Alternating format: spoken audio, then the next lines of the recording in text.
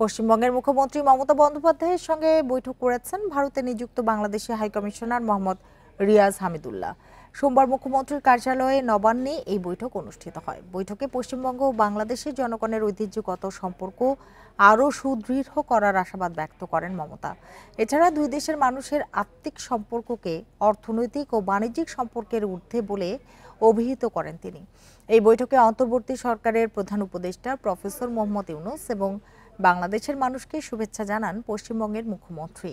৯ বছর পর ভারতের কোনো মুখ্যমন্ত্রীর সাথে বাংলাদেশের কোনো হাইকমিশনারের প্রথম সৌজন্য বৈঠক এটি।